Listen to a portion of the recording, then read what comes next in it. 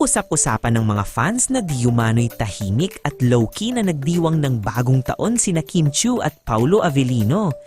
Ayon sa ilang fans, di umano'y mas pinili raw ng rumored couple ang simpleng pagsalubong sa New Year malayo sa magarbong selebrasyon at ingay upang mas mapagtuunan ang pahinga at personal na oras.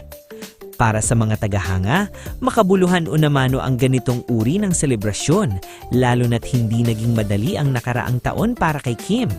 Matatandaang dumaan siya sa ilang mabibigat na pagsubok tulad ng ginawa sa kanya ng kapatid niyang sila Cam at daan-daang milyon na nawala sa negosyo.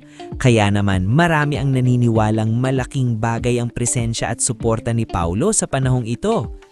Ayon sa fans, tila nandyan lang si Paulo sa tabi ni Kim. Tahimik pero ramdam ang pag-aalalay. Bagamat walang kumpirmasyon mula sa dalawa, kapansin-pansin o namano ang pagiging low profile nila sa social media nitong New Year, bagay na lalo pang nagpatibay sa hinala ng fans na magkasama nga sila. Para sa mga Kim Pao supporters, hindi na kailangan ng engranding posts or fireworks para masabing espesyal ang selebrasyon. Sapat na ang ideyang magkasama silang sinalubong ang bagong taon.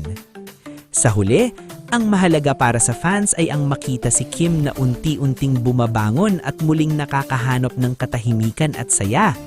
At kung totoo mang magkasama sila ni Paulo sa pagsalubong ng New Year, marami ang naniniwalang ito ay isang simbolo ng bagong simula, paghilom at mas magaan na taon para sa dalawa.